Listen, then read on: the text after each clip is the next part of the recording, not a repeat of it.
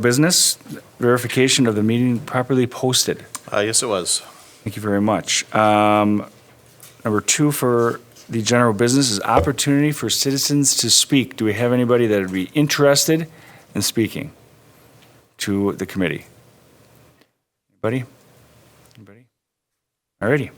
Moving on to our action items. The first action item up is approval of minutes from the December meeting. Be looking for a motion.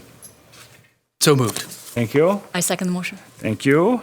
Any discussion on the minutes? Questions, concerns, changes? All righty. All those in favor say aye. Aye. Opposed? None. 5-0. Next action item up would be approval of vouchers. Did you get any questions? I did not, but Yeah, I I'll go don't to have Sherry. access to Sherry's email either, so. Does anybody have any questions about the vouchers? Mr. Como. I saw that this is in a later report, our financial report. We had an issue with recording only through December 13th. That was revenues, not expenses. Oh, the posting of cash Yeah. receipts? Did we have any other vouchers? Do we have the same issue with vouchers? No, or my not? understanding was it was just the cash side of it, Okay, yeah. Okay. The receipt side of it. okay. I've even thought about, we can't do it with the vouchers, but this is a little off topic, but somewhat related, of providing a month later report, because we're always under, when our meeting falls so early in the month, it really puts us, and then you throw the holidays into the mix, it really puts us on a tighter timeline than we need, but it's something we can talk about later on. We used to be a month behind. Yeah. And then Vouchers, obviously, we have to stay current, but the general budget reports, I don't know if 1 month staggered is a bad thing, so. Anything else? We looking for a motion? So moved. Check. Anybody else for a second? I'll second. Thank you, Corey. All those in favor say aye. Aye. Aye. Opposed? 5-0. Our third action item is the approval of the resolution awarding the sale of $15 million in general obligation promissory notes, Series 2020. Yeah, actually, I'm passing around the results today. Robert W. Baird, who's the placing agent, received bids on the $15 million borrows. They're still going through each of the proposals. There's some language issues that they want to make sure they understand. So there's no resolution for you to adopt tonight, nor a bank, but here are the preliminary results. So what we'll do is we'll complete the resolutions tomorrow. It'll be in the format that was in your packet in terms of the documents themselves. But there was just some clarification on some terms, and in particular the prepayment flexibility that we did all of this rather than issuing bonds for. And I'll email that out as soon as I get that so you can see it before the meeting. Hopefully we have it by the end of the day tomorrow. But in terms of the results, in December, I think it was Michelle or Phil from PMA was here. Pretty sure it was Michelle, presented the committee with an estimated interest rate of 2.17. And kind of the narrative summary of that is on page 2, and it showed the estimated interest savings from what we had included in the referendum information campaign at $6 million.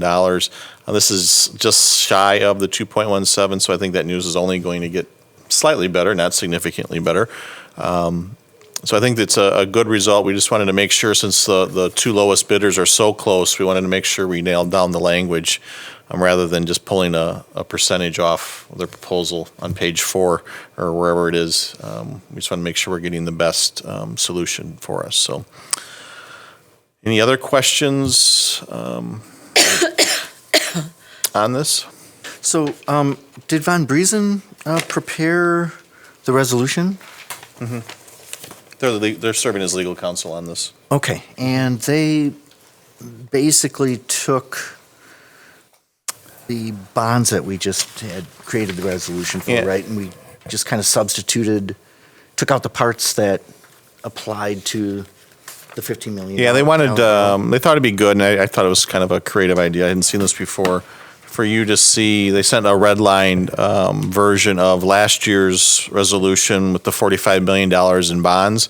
And they wanted to show you how it's slightly different when you're not issuing bonds and are doing more of a loan structure. So that's what the color coding provides in the document. Again, it's, after the first couple pages, it's pretty much the exact same document.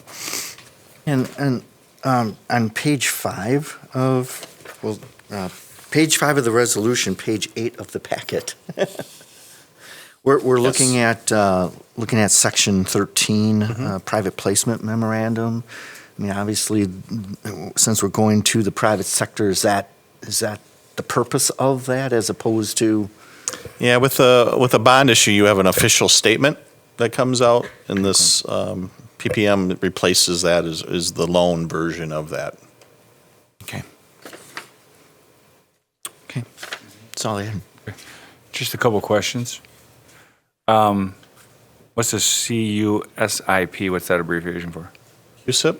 Yeah. So everybody at the table knows what's. How do you know what highlighted here. CUSIP actually? I've been working with the acronym so long. What's the CUSIP number? Is that just the repayment? Yeah. It's like the coupon It's like a number. registration number. The registration Oh, okay. number. Alrighty. And then what's a paying agent? They process the payments to the actual bond or note holders.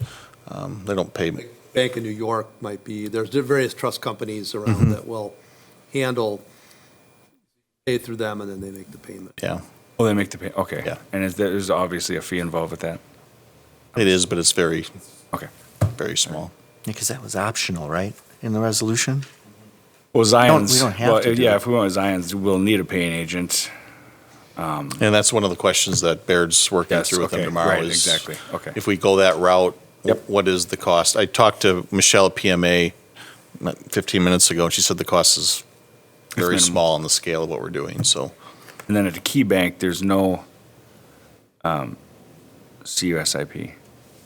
There's no registration number. How's that working?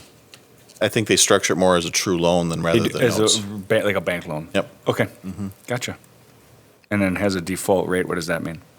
They had language in there that if we were over 90 days late in our payment, which we never are, Right. that there would be a 3% penalty, but Oh. they didn't say whether is it 3% on that payment, 3% on the remaining payments, Gotcha. 3% on the principal original. So we're So it's like a credit card where you miss a payment and the interest rate goes up. trying to figure out what credit card we're talking about. That's okay. Alrighty. I got So those were the kind of, should be very small, Yeah. things that shouldn't be involved in the process by the time we're done, but we wanted to make sure exactly what are we hammering out here. So PMA is working with Baird to get those answered, hopefully by the end of the day tomorrow. And then the only other another question I have, maybe not the only other. At Chase Bank, it says 2.09 if non-call. What does that mean? If not call meetings, if we would stick to the original pay structure. Just like a bond has a call date Yes. sometimes, Yes. this would be locking us in more. So it would be no early payment. It would be if you Take away the whole reason of doing this. exactly. Okay. I just want to make sure. And then the COI, what is that? Under Chase? And I'll have to get No back. mention on COI likely to be paid by the district. Is that like some sort of? I'll have to get back to you on that acronym. I don't want to guess. And of course, I got one more acronym for you. Up under BB&T, NBQ. First line. Yeah. You know what that is? I'm sorry, but I just like to know what all this stuff NBQ means. is non-bank qualified. Oh, okay. Can be bank qualified up to a certain dollar threshold. Yep. Which is one of the reasons we waited until calendar year 2020 because you're limited on how much Right. money we can borrow and still be bank qualified. Okay. It gives you a little cheaper interest rate. Yep.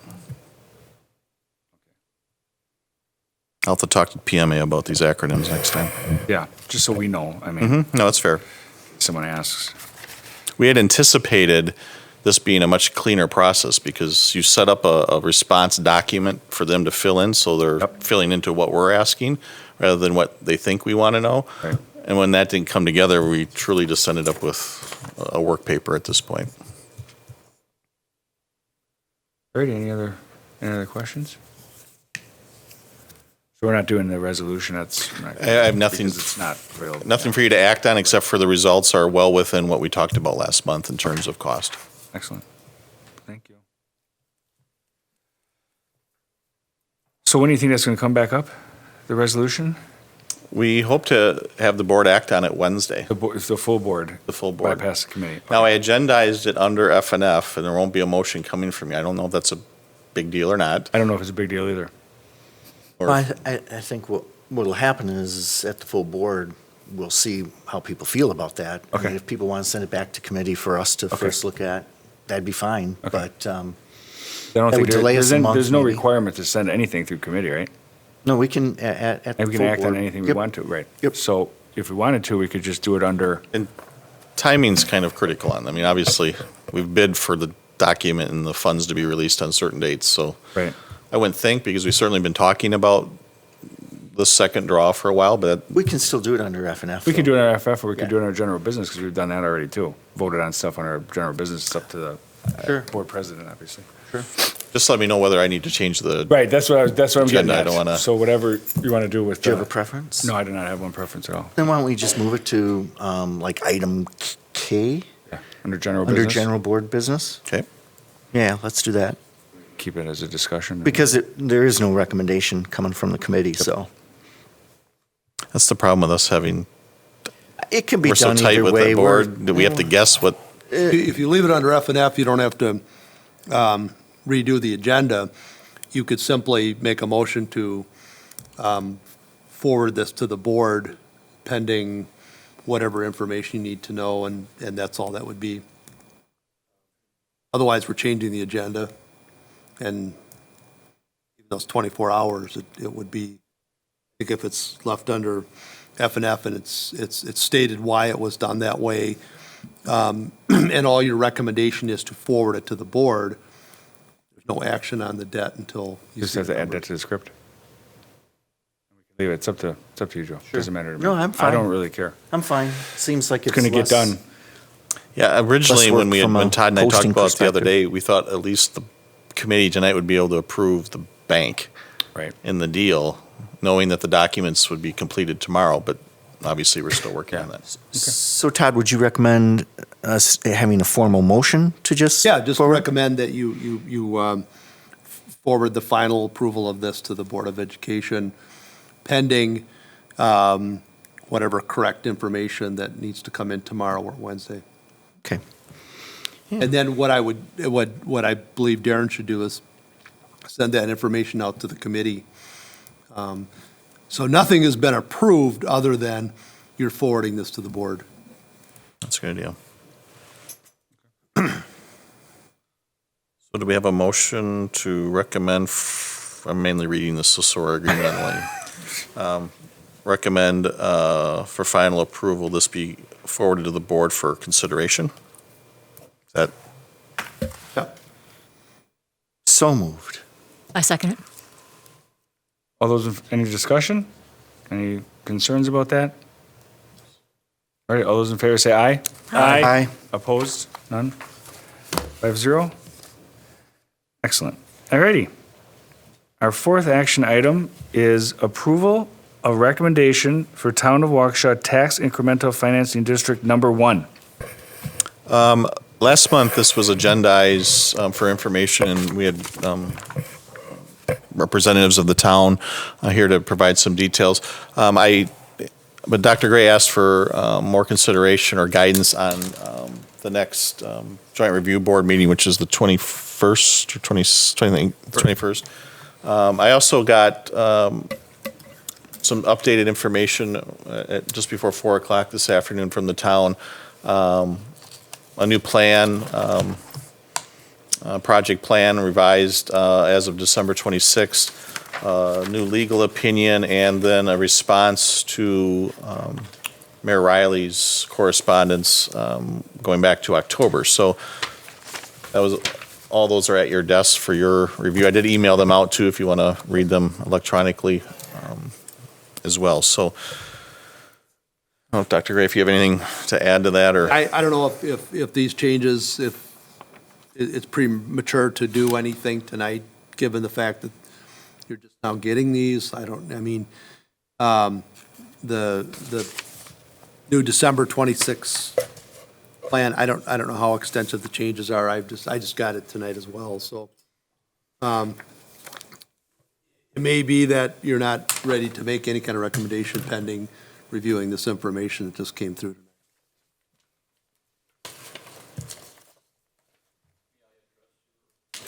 Sure can.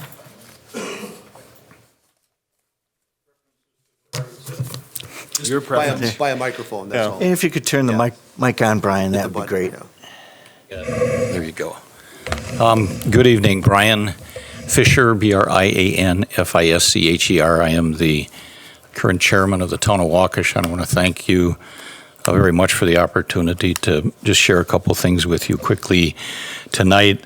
Actually, in three categories. One is just a bit of information to share, which you've touched on. The other is some concerns to share about process and concerns to share about the substance of the proposal. I'll try to move through this fairly quickly, but with regard to information to share, and Mr. Clark touched on some of that, things are moving kind of quickly, but my notes I put together here that said the information you have in your packet or your original packet is obsolete. You've got the revised draft of the project plan, which is dated November 25th, 2019 in your packet. And in fact, that document has been superseded by a revised draft of the project plan dated December 26, 2019, and apparently that's what was conveyed over this afternoon. I apologize for the, I guess, untimeliness of that. It is what it is, but I said obviously this document is new. It has not been widely disseminated. It is, however, currently available on the website of the town of Waukesha for viewing and downloading. Well, in fact, you have that in hand apparently as we speak. The town of Waukesha will hold a public hearing on the latest rendition of the project plan at the town hall on Thursday, January 9th. That's this Thursday. The meeting will begin at 6:30 p.m., but there are other items on the agenda that will be taken up prior to the public hearing. The reasons for the second public hearing are threefold. Number one is to accommodate the written request of the city of Waukesha for another public hearing, so that's reason number one. Reason number two is to make some changes to the original project plan that was adopted by the town of Waukesha on December 12th, so those changes are in the new rendition. And the third is to set the record straight. Innuendo and misinformation about the project plan abound. So those are the three reasons. The town of Waukesha encourages as many of you as are able and interested to attend the public hearing on Thursday. If you're unable to attend, you can watch the public hearing either live or at a later time or date and time on YouTube. So that's the informational component.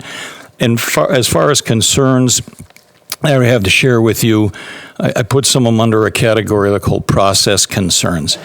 And without intending any disrespect whatsoever to the mayor of the city, the town was disappointed when it found out recently that he chose to send a 3-page letter dated October 21st, 2019 to representative school district of Waukesha, and I think, and Waukesha County and Waukesha County Technical College, and neglected or either chose not to include the town of Waukesha, wherein he wrote, and I think you've got a copy of that, but wherein he wrote in the opening line that, quote, the city of Waukesha opposes the creation of the town of Waukesha's proposed tax increment district, and proceeded to, quote, summarize the city's preliminary comments, unquote.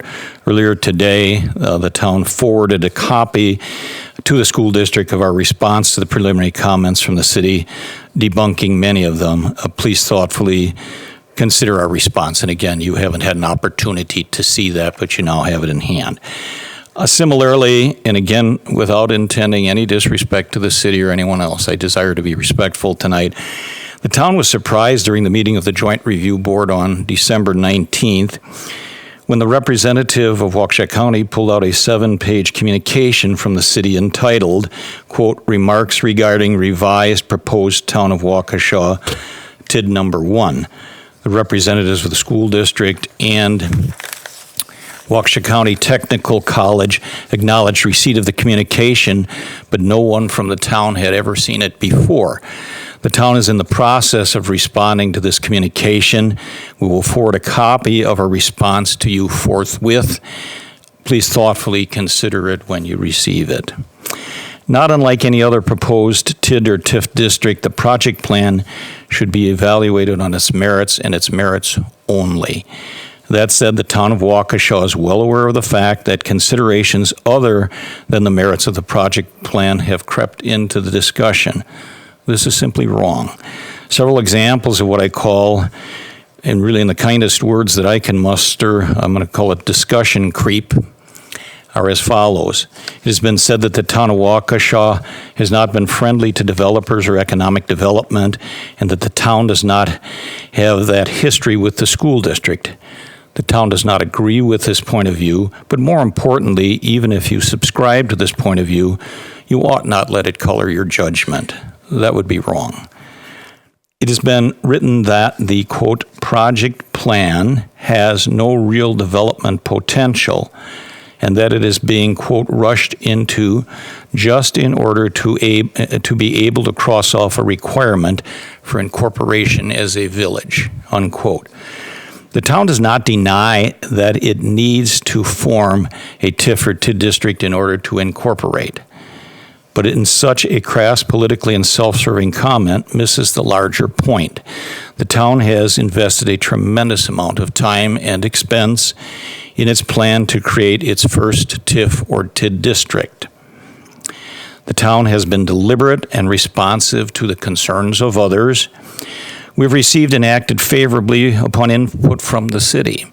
When the city objected to the initial proposal to change the use of the properties on the south side of Sunset Drive from residential to mixed use, the town changed its proposed use to residential with an eye toward senior housing, not unlike the existing use on land on the other side of the street.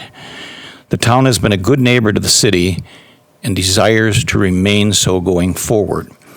In summary, regarding process concerns, some of the things that have been said and written, including some of the things that have been said during recent months in this very room, have no place in the discussion. I and the constituents that I am privileged to serve urge you to check your politics at the door, act on the merits and the merits only of the proposal. And thirdly, quickly, some comments to share of substance. That was process, but substance. It has been written that the city will not provide water and sewer service to new users or increased facilities in the TID. I urge you to read what some have described as the 1988 agreement between the city of Waukesha and the town of Waukesha. It is written in very simple and very plain language. Per the terms of the agreement, the city has no basis whatsoever to deny sewer and water service to the properties in the TID. Notwithstanding that there's no wiggle room in the agreement, the city has acknowledged in writing that the properties in the TID are in the water service area for the diversion of water from Lake Michigan, and that the water quantity is not an issue. The city has suggested, but provided no evidence, that the water and sewer pipes in the proposed TID district are too small to serve the needs of the area. I'm a professional engineer. I have more than a bit of knowledge about the design and construction of municipal water and municipal sewer systems. To suggest that the pipes are too small just doesn't hold water, pun intended. Try to lighten it up a bit, but there's no basis in that. And if there is, somebody needs to provide something credible from an engineering professional rather than rhetoric. The city has unnecessarily elevated concerns about stormwater control management in a portion of the proposed TID district. This too is a red herring. In the near future, we will make available to you and to others a letter from our town engineer, Roykert and Melke, Inc., which will put this concern into proper common sense perspective. We do have that letter, and I will encourage that it be forwarded to you and other members of the Joint Review Board. Please read it and thoughtfully consider it when you get it. The town acknowledges that the city recently exercised its right to assert extraterritorial zoning, or ETZ, over the land in the proposed TIF or TID, presumably in an effort to thwart the efforts of the town to move forward.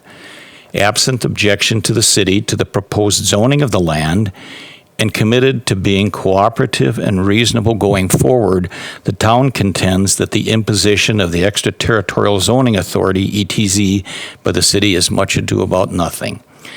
I have more examples of concerns to share with you that pertain to substance, but inasmuch as you have graciously given me the opportunity to speak at some length, I'm going to stop at this time. Thank you very much and very sincerely for the opportunity to address you this evening.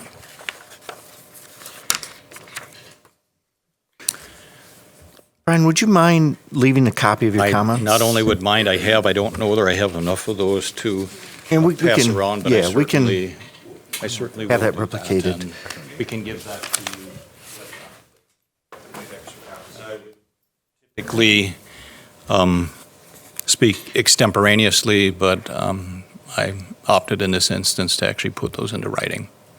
So I thank you again. Just a quick introduction. I think she'd been here previously, but Christy DeMaster from our consultant. One other request, Brian, if you don't mind. Yep. Would you be able to get us a red line copy between the first TID proposal and the second? Sure. That helps us to just see what changes were made. I understand between that. I think that's, and I'm going to answer here, and the lady behind me would have to do the work, but I'm going to say, of course. Is she sending any body language contrary to that? Let's see what I say. That's indeed Amended in this one. a reasonable request, and we will accommodate that. You can just email that to me, Christy, that way I can forward it. And if you would like my comments electronically, I'd be happy to have the town clerk pass them along to you. Yeah, if you wouldn't mind sending those to me too, that way we can send it to the other four board Absolutely. members. I will pass that through Administrator Nicholas, and we'll try to get that accomplished tomorrow. Thank you. So, thank you very, very much. I appreciate your time. Have a nice evening. Thank you. I just had one question. I believe there was 3 plans in total. There was the initial, the amended, and now this one, correct? No, let me correct that, and it's a really good question. In fact, I cleaned up our agenda a bit. Basically, in terms of, I'm viewing these through the public hearing stuff, Christy can give you 2 more. We basically started with a public hearing that was adjourned. So this will be the 3rd time that's on our board agenda, but it's really only ultimately the second proposal, if you will, that we're going to act upon. Okay. It could be my error. 'Cause I mean, there were a couple of modifications made. There's 2 public hearings. Are there actually 3 drafts then? Because that was modified a bit during the public hearing. There was one that So was considered at the it's- 2 public hearings. Could you, So, Can you get on the mic, Christy? I'm sorry. sure. So it's 2 hearings, 3 drafts. Okay. Are you able to provide us, because I think I may have, I don't think I have the first one anymore. Could we get the first, second, and third? Sure, So we can yeah, compare them? and you want red lines on all those then? Yes, ma'am, Okay, if we could. yep, Okay. that's no problem. Thank you. As far as comments on the changes, I read through the towns, or briefly skimmed this.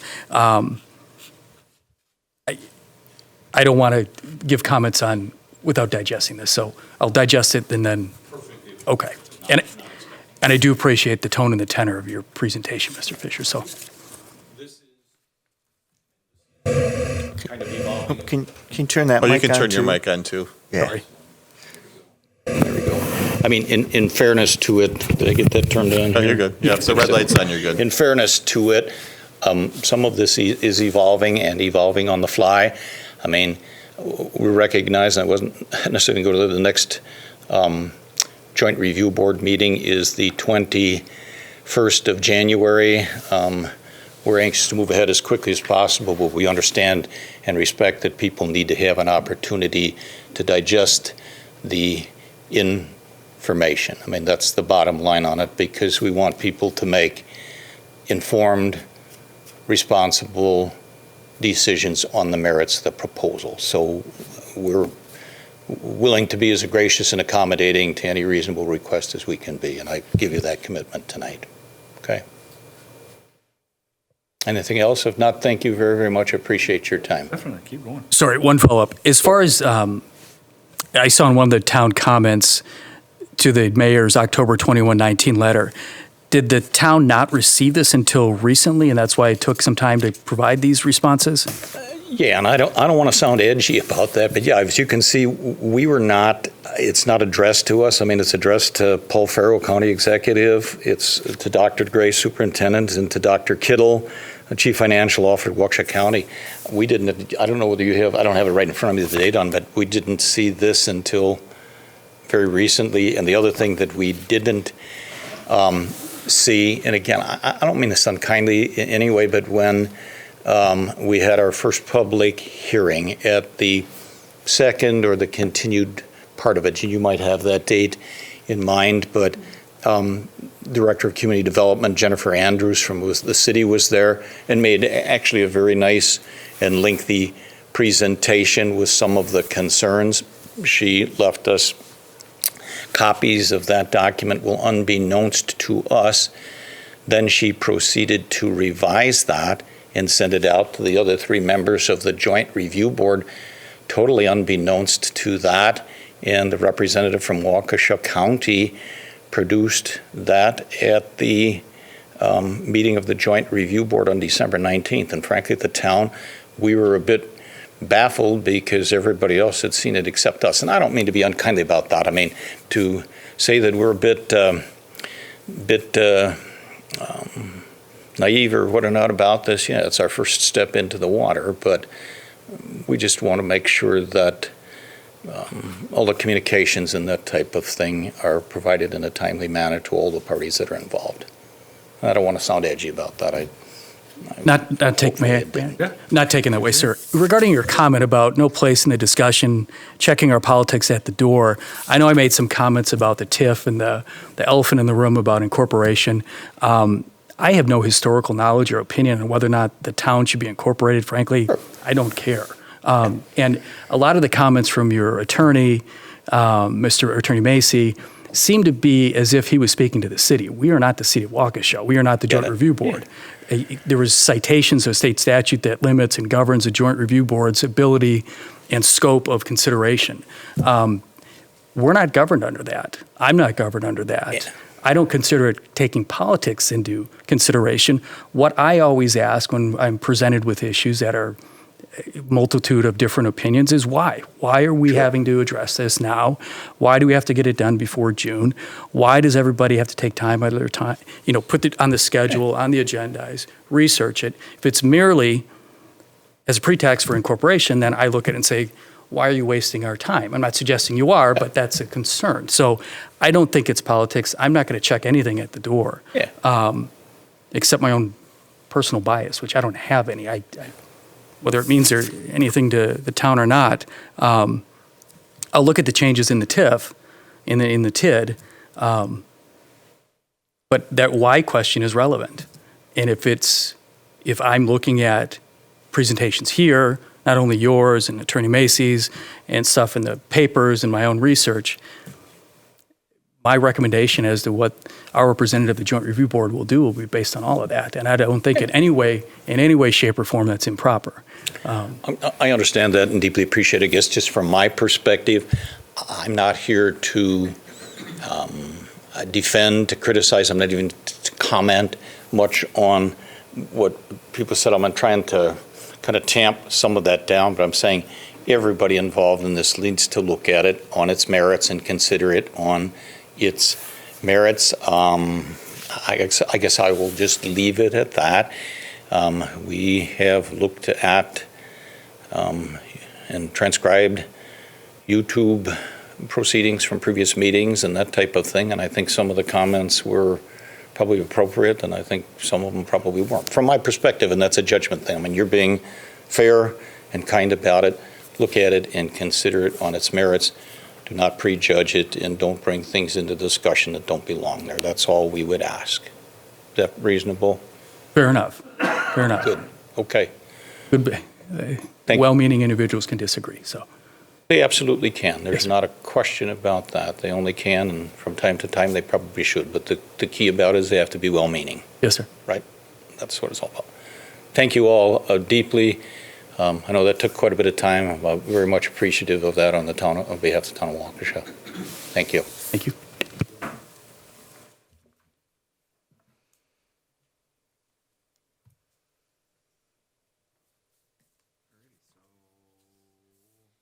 Any comments? Yeah, Mr. Como. So, Todd, when is the joint review board? What's the date? Well, the next one is January 21st. 21st? But again, I don't know if because there's new information, the other commissioners on there will want to vote or not want to vote at that particular time. So, and I guess in terms of the committee here, you've gotten a lot of new information. You're asking for new information. Yeah. So I don't, I don't know your preference on making a decision at this time, but I would think that you may want to review. Well, I know for me, I would like to. And then our next FNF meeting is on what date, Darren? I think it's the second week of February? February. Second week, yeah. February 10th. 10th? We, Got to come up because it's got to be recorded. Just Thanks, Brian. in answer to that, and again, I'm but one member of the Board of Review. Supervisor Dorr is one of the other ones. In fact, here was part of our thought about that. He would have liked to have been here tonight, and we said, hey, wait a minute, there could be 3 members of the Joint Review Board here, and we have a quorum issue and stuff. I have no idea whether he's watching on YouTube and whether he's going to scold me or not, but I will simply tell you, if in the spirit of being directed towards considering all of the information and doing the right thing and everything, I would just tell you, for me personally, if a request comes forward even at that meeting on the 21st to say we need some more time, we need to consider it as a committee or what or not, I will tell you at this point in time that I will support that if that request comes forward. I can't speak for anybody else, but if you're saying, hey, it just doesn't work with our committee schedule, we want to get this done quickly, but we want to get it done right. So I would just I don't know if that helps you out at all or not, but that will have my support if we come to that place on the 21st of January. Okay, is that fair? Thank you. Yeah, and we operate probably a little differently than some of the other members of that board, so. Desire to be understanding and respectful of your process and stuff, and we're not expecting you to schedule a special meeting on our behalf or whatever, that type of thing. Get the information, digest it again. We'll have another public hearing on this Thursday night and everything, so while we'd like to be moving more quickly, it is an evolving process. There's no denying it. Thank you very much. Our next meeting is the 10th at 5:30, just so you know, and anyone else, February, right? Como. yeah, I appreciate your comments, Brian, on that, and I appreciate you allowing us to follow our process. We have policies in place for us to do this, and sometimes, it just takes time. And so I can appreciate that, and I know some of the TIDs that I've worked on sometimes take a year or two, not on purpose necessarily, but I think most of the time when TIDs come forward, the idea is to work through it in a couple of months, sort of thing, and those have happened too. I think my recollection was the town of Brookfield, which is a different entity. It just took a while, and maybe it is kind of the first TID for a municipality kind of thing. I'm not sure, but from a process perspective, we appreciate being able to continue to follow our process, our policies. So.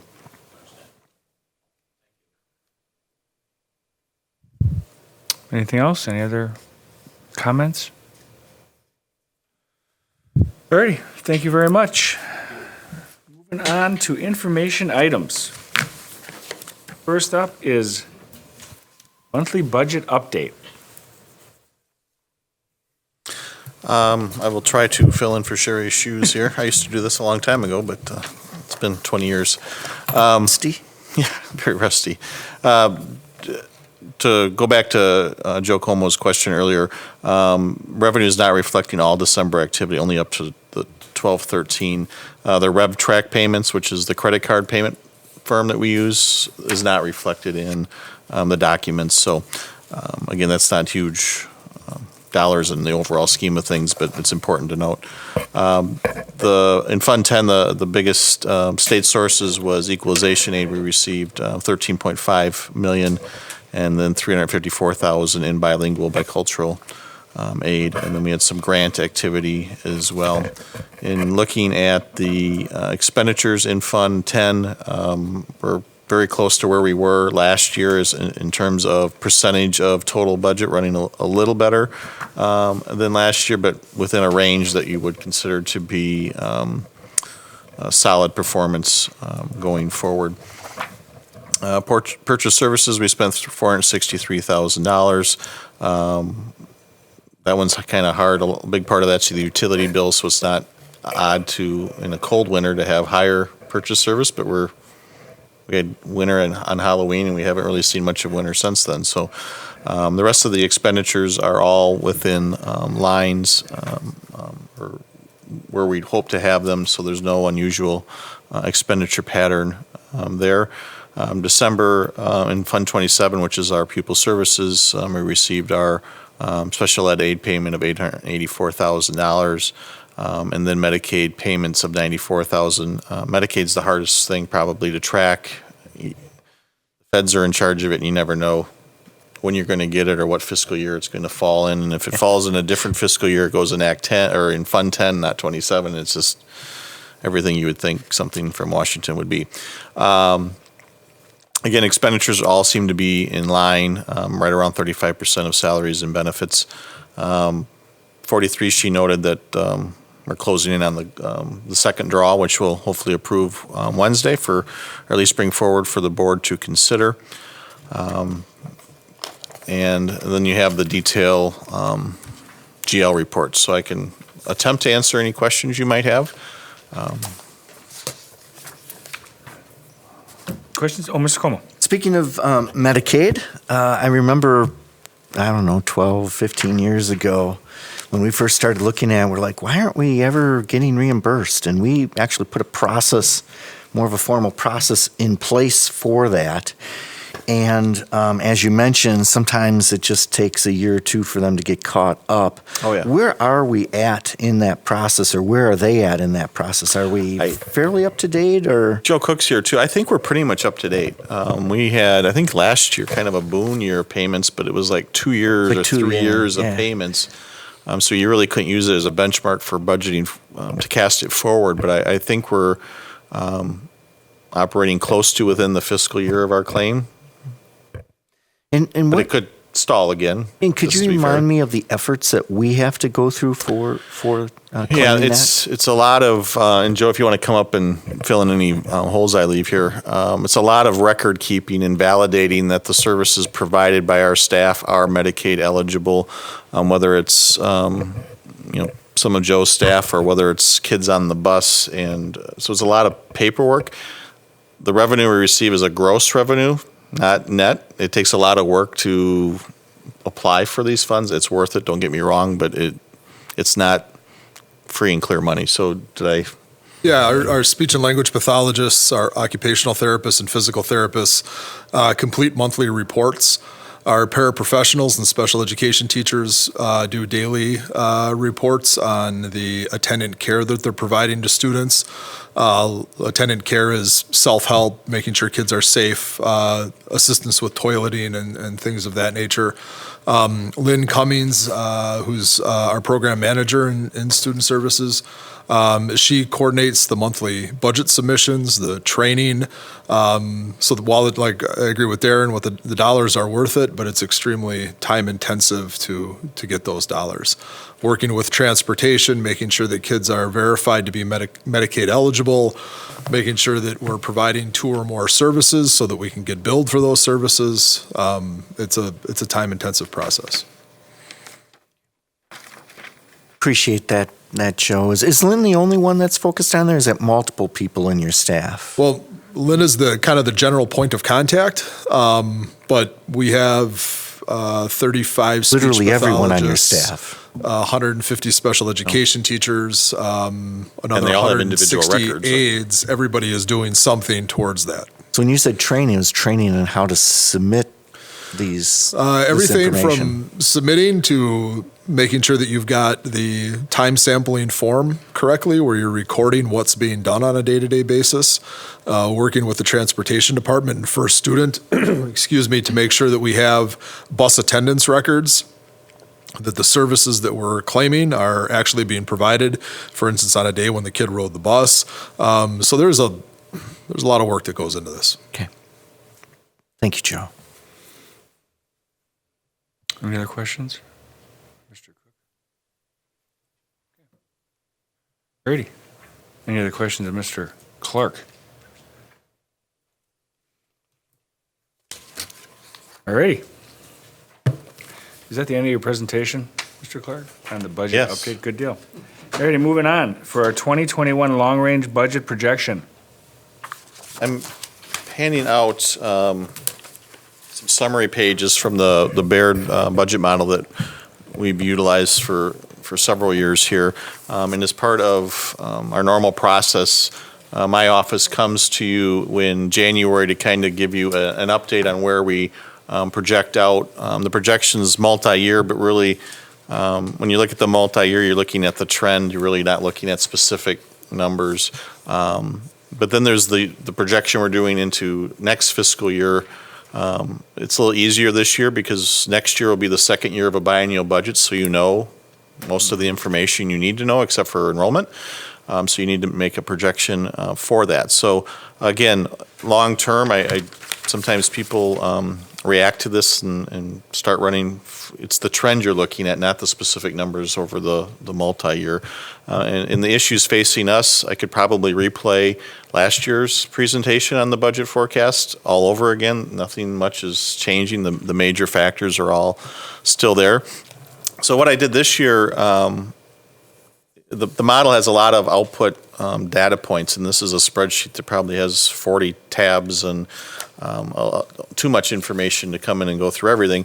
But I thought this was a good summary page on why we talk so much about resident enrollment. And resident enrollment drives the revenue limit calculation, and the revenue limit is about 85% of our operational budget. We talk a lot about Medicaid and handicap aid and bilingual aid. Those are all a lot of money in most conversations. It's a lot of money. But when you're looking at our total budgets, it's the revenue limit that drives this thing. So that's a graph of where we are. For some districts, it's even a higher percentage. But for us, it's about 84, 85%, and that's pretty steady year to year. And then the next section is just a very simplified approach to the math that goes into the revenue limit. It's much more complicated than that, but I thought it was a good summary. And then we talk a lot about, and politicians tend to talk a lot about equalization aid. And around budget time at the state level, they say, well, we've increased aid so much. Equalization aid does nothing but buy down our tax levy. It doesn't change the revenue limit calculation and the maximum authority you have as a board. It strictly tells you how much of that pizza will be pepperoni versus sausage aid versus local tax levy. And our breakout is in the graph in the middle of the page. And then at the bottom, it just, when we pull together a levy in October, the revenue limit levy's obviously the biggest part, but we have debt. We do some things in community service, and then there's a minor chargeback, which is just $15,000. So I thought this was a good summary. Use it for as you will. The next page is the revenue limit calculation page. And this will, again, keep in mind the state through the revenue limit and the categorical aids controls over 90% of what we can generate in terms of revenue.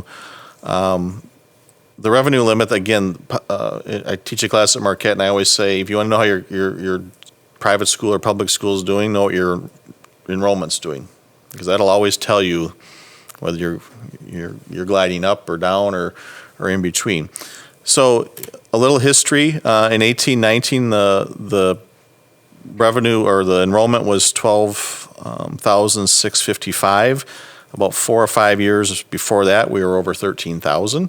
And we're projecting out, and I am securing a new enrollment study that'll be here in spring. But but the one we're using now has been pretty consistent. We're looking at being under 12,000 resident students. That doesn't mean that we're educating that many of them in our buildings or in our virtual platform, because some of our resident kids open enroll out. We get open enroll kids in, so you can't take this number and drive specifically what your staffing level is. It's a pretty good guide, but it's not that clear. There's some exemptions under the historical column, the first column. The two exemptions that we've gotten for the last several years in significant dollars is the hold harmless and declining enrollment exemption. Both of them are tied to declining enrollment, and we've been declining for several years. The good news is with the state budget, we were able to climb out of the hold harmless, and I can get in the specifics of that. But the good news is with these exemptions is you want to get out of them eventually, because they're really a one-year coupon. You use it every year, but it's not part of your base the following year. So it does help us, but when our enrollment does eventually curve back up, and I think it will at some point, you have to fight your way out of those exemptions to really get the financial benefit of increased enrollment. The bottom line then, on the revenue side, if you look, we simply don't have revenue growth. The state gave us more revenue limit authority, and the next page has a graph that kind of lays it out. They gave us more money per pupil, but when the number of pupils you're serving is dropping, it's kind of a net zero. So from 18-19, our revenue limit was 128.3 million. Next year, we're projecting 129.3. It's not a straight line, but you can see where that total revenue limit authority really isn't moving for us. And luckily, they've added some money to the per pupil number. I've assumed that they'll continue to add. If you go up to the gold section up here, this is how much extra per pupil we were given. $175 in the current year, $179 in this coming year, and then I assumed $150 going forward. 2 years ago, it was zero. So I don't think that's an overly conservative estimate of what our revenue limit authority per pupil will do. So again, stagnant revenue. Expenditures, our revenue limit authority year to year is looking to increase by about just under $500,000.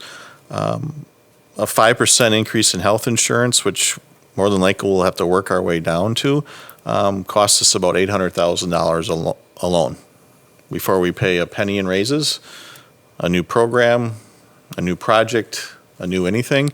If we give our historical pay raises and what CPI will garner, and if we cost it the way we have in the past, we'll probably end up around 2.4 to 2.5%. That's about $1.7 million of new money. So just health insurance before we even get into utilities and water deals with the city and what the costs of water. We're in a deficit position before we barely talk too much about. And that's the recurring theme. Now, the numbers that I'll show you on the last page, keep in mind these numbers assume we do nothing to try to balance our budget. It's a do-nothing approach. We're just casting everything forward. But every year we are serving fewer kids within our buildings. Now the needs they might have might be different, so that might drive your costs a little bit. But we do right sizing with staff naturally as a part of our budget building process. So the last page, and this is just the summary page, we're projecting just under $3.2 million deficit heading into 2020, 2021. That's about where we were last year. I can't remember the specific number, but it was in that neighborhood.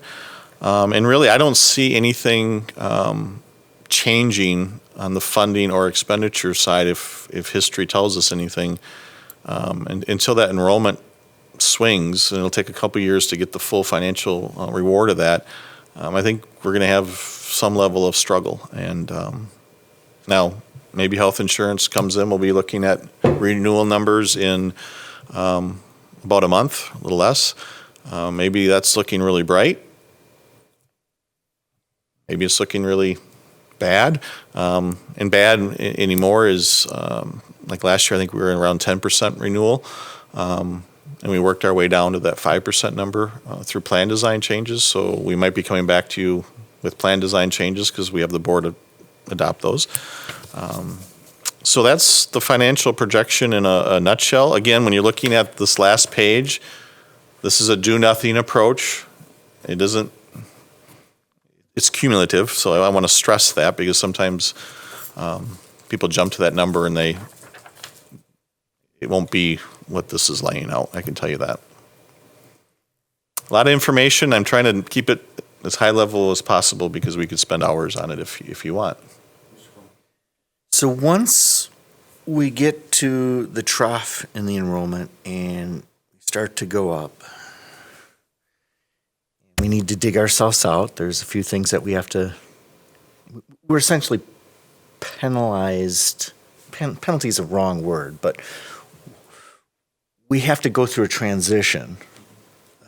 How many years do you think that's going to take? Is that 2 years, 3 years, Yeah. 1 year? The revenue limit is based, and they do this to kind of stabilize swings in enrollment. It's based on a 3-year average enrollment. So as you're going down, you're holding on to those higher years, but then when you bottom out and come up, you're holding on to the lower years. So it really takes 3 years of consistent increased enrollment, or two increases in an even, or some upward arch, to really get that financial benefit of the kids. Again, the declining enrollment exemptions, don't get me wrong, have helped us significantly on our path down. It's just not, it's a weight on your shoulders on the upward arc. So are we planning on dipping into fund balance to potentially help us get through that upturn? I mean, I know we take each year, right? And I know, again, this is just a snapshot of do nothing. But are we actually planning on using fund balance? We haven't, actually, Cabinet will start talking about the budget tomorrow. We've talked about it in theory up to this point. I'll give you my opinion, my 2 cents. I wouldn't be in favor of that until we were pretty sure the upswing was coming. I went, based on our history with our resident enrollment, for me to come in and say, you know what, I think it's really going to come around in 2 years, I wouldn't make that recommendation to you. There's nothing going on with the birth rate. There's nothing really going on except for a couple districts around us with resident enrollment coming up. I think we're looking at an adjustment in overall school-age children population. I don't see what's changing that in the short term. So my recommendation to Cabinet or to Todd would be to continue to right size our, whether that's staffing or facilities or whatever else, to match what we're doing, see where that gets us, and then could fund balance maybe play part of that? Yeah, but we're not planning on it. No. Right now. Okay. No. The dollars are way too, because if you Pretty use fund significant. balance, this line is what's happening. Right. These red numbers. You'll have 3 million the first year, but you'll have 6 million the next year, and that's why fund balance is such a short-term play. Now, if we have projects or one-time expenditures that come up, let's say the roof at Name Your School forces our hand, I think that's a fund balance play. It's a one-time cost, or an elevator at a school, or whatever you might choose to do. And that's the approach that Dr. Gray and the district and you have taken for many years, and I think that's a good approach to take. I just didn't know if we were changing philosophy or potentially needed to change that approach. Not since the last time Dr. Gray and I talked. Okay, fair enough. Dr. Gray, do you want to comment on that at all, or? I think, once my team starts working on some things, it would be better. I mean, right now, we have some different approaches out there that we want to look at. And typically, in my former career, there were certain times when we did use fund balance to cover a temporary problem, but not often. Usually if it was usually a one-time expenditure.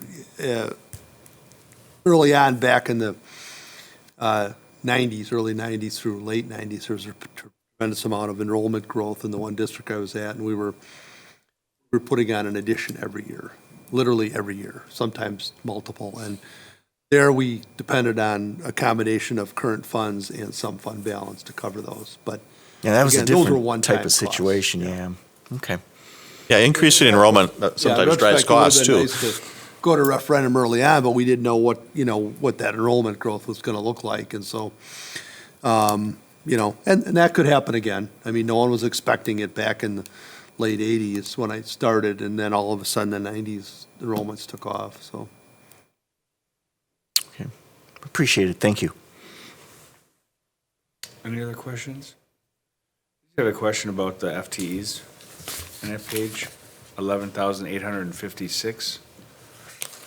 That's how many children live within a district boundaries that could attend our schools? Is that what you mean by that? No, that's how many school-age kids, so not 2, 3-year-olds. Right. How many resident kids enroll in our schools? That's enrolled in our schools, Yes. not how many kids Yep. could go to our schools. And if you have a half-day 4K or 5K, it takes 2 kids to be one of these too. This is full-time equivalent, so. Okay. So it's not actually individuals. It's a, But we're anticipating our enrollment to be a little below 12,000 in and again, I'll come back in spring with an updated budget or enrollment projection, just to see if that's confirmed or not. Okay.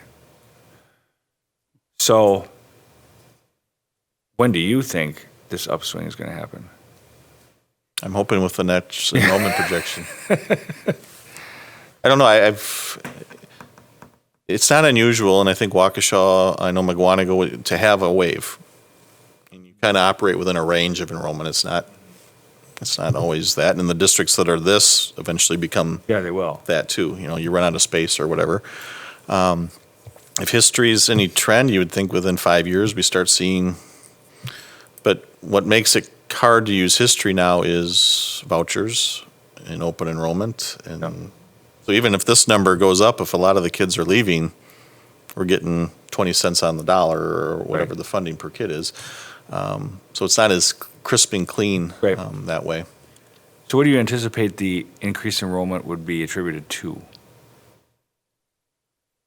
'Cause, like new building, that's happening west of here. That's not happening We've here. played It's that not card in going to, Waukesha, right? We have played that card in Waukesha, yeah. If it's like my neighborhood, people like me who no longer have kids, So, I think it's generational turnover now. okay, Or have kids, school-age kids. I still have 2. yeah. So I think that's and overall birth rate.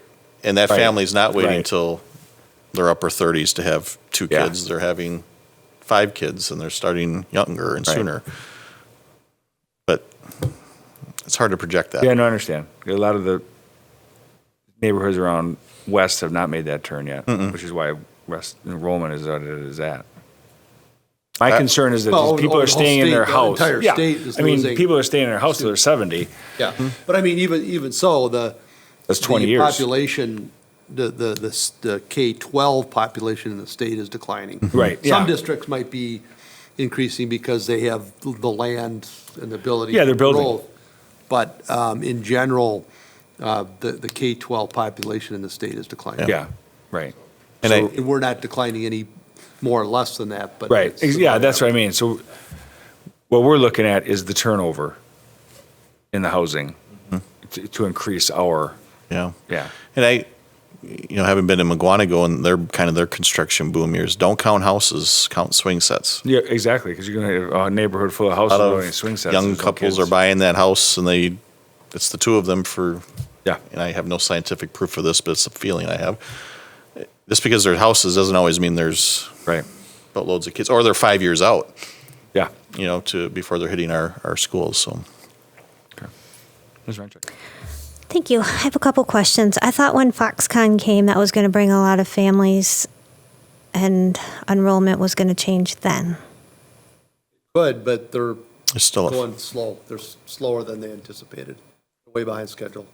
Okay. So, I mean, we are in that so-called region that could draw workers and so on, and our housing prices here are very good for, families. But right now, Foxconn is way behind schedule. Okay. And then I assume, Joe, that you're counting those half days will eventually turn into ones. Two halves that now equal a one will eventually be two. You're figuring that in here.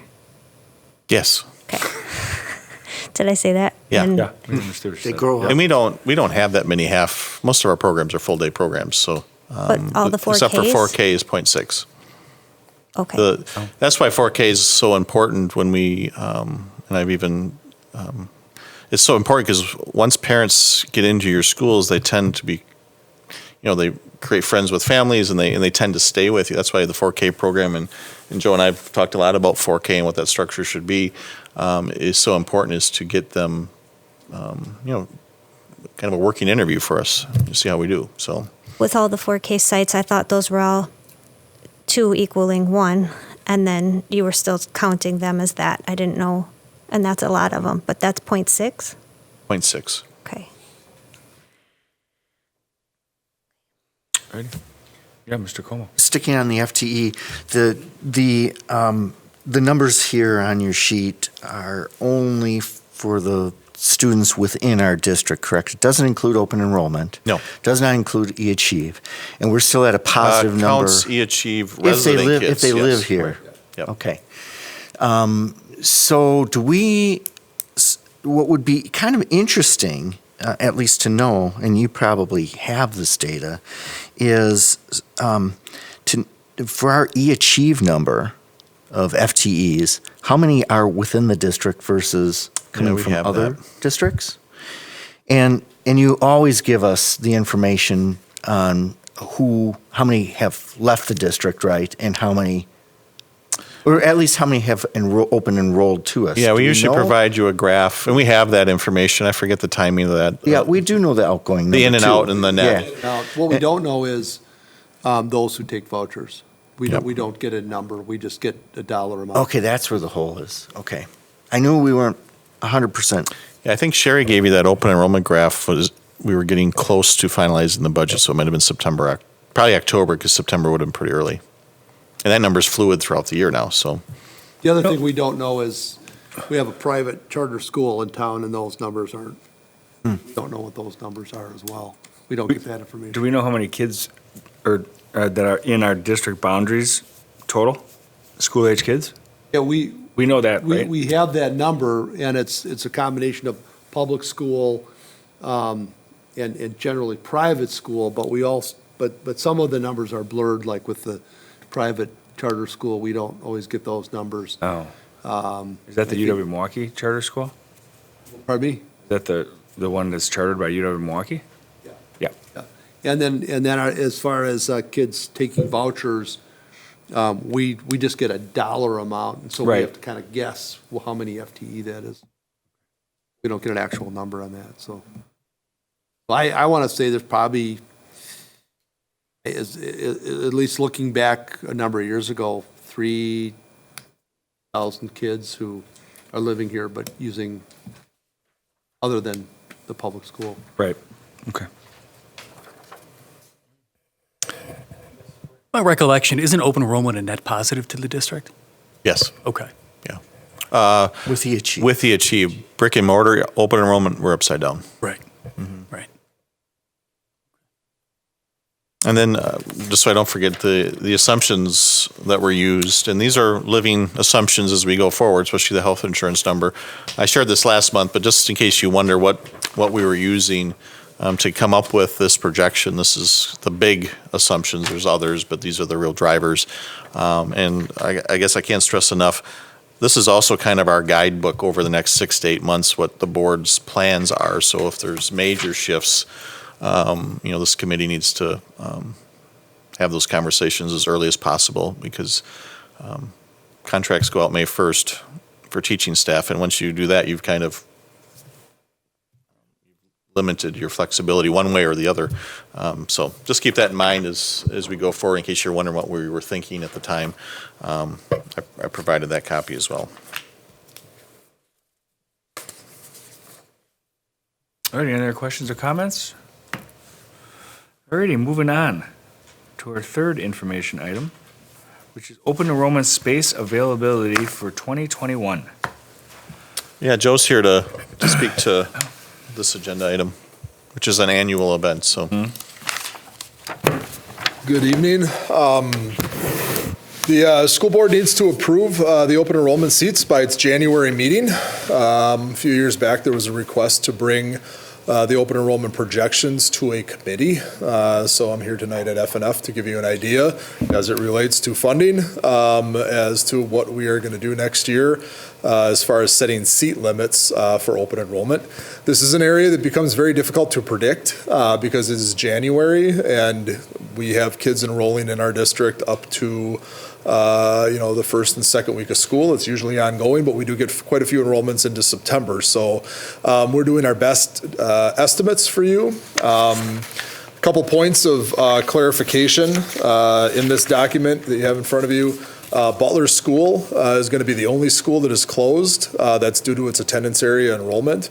Historically, we have closed Whittier. I believe going back in my records, it goes back 9 or 10 years that Whittier was also closed. But due to its historic enrollment or recent historic enrollment, we are opening Whittier up to choice and to open enrollment. So if students apply, they can go there. STEM Academy, Montessori School of Waukesha are open through lottery only. The district dual language program may be accessed by students who are open enrollment.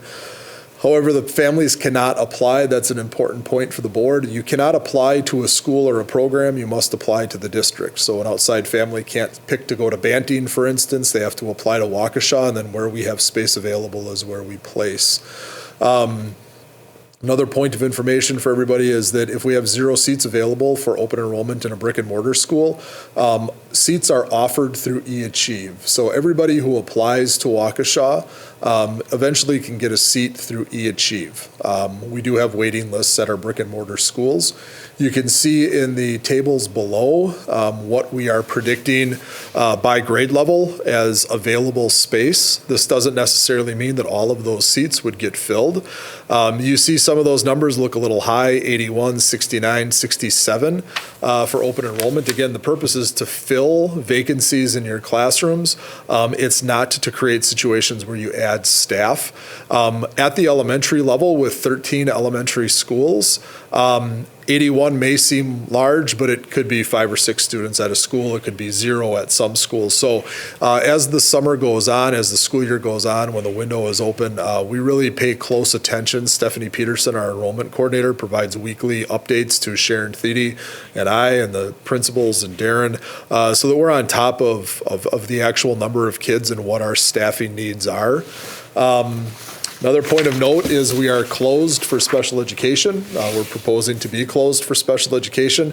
The page 3 of this packet, special education programs, we are running at or above our recommended case numbers. And so we go through a process of reviewing the number of students that we have in the district, the number of staff we have, our therapists, our teachers, and we make sure that we have manageable caseloads so that students get the services that they need, but we don't want to extend those teachers to the point where students' IEPs cannot be met. So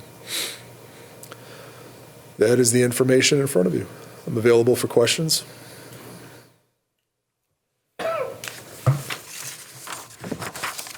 Mr. Manchak. Thank you. So if we're already at capacity for special ed, what happens then throughout the rest of the year? What's that? We do add staff as the year goes on. Okay. If we need to. We try to make our projections such that if we do have a handful of kids move into our district and become resident kids, we have some room. We don't staff so tightly at the beginning of the year that we can't accommodate. We also staff that if kids are evaluated over the course of the year and do need services, that we can provide services to those students. But as you can see, we're running right at those caseload limits. So no one from outside the district can enroll? Correct. They would be put on a wait list. They would be given access to eAchieve. We do have special education through eAchieve. And if space became available, we could go to that wait list, but that would be if space became available.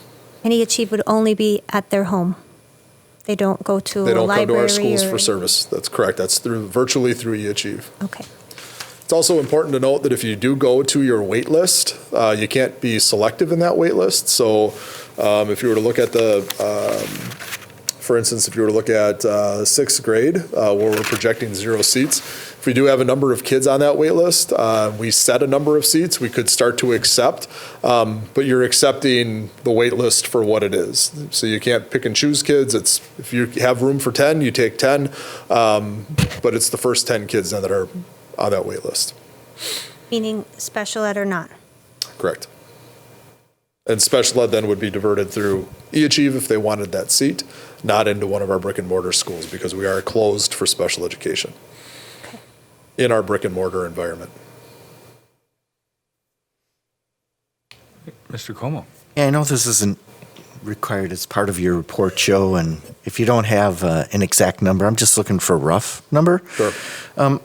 Students from other districts enrolling into our special ed programs, rough number? The students that have come to us, we are serving right now approximately 100 students in eAchieve who are receiving special education services. Okay, 100 out of about 700-ish? 750-ish 750? students. Okay. We, in our brick and mortar schools, that number would be very, very low. It would be students who are here perhaps through open enrollment who qualified for special education, and then we're placed and now we're providing services. That's really It's very, very few. Okay. Okay. Thank you.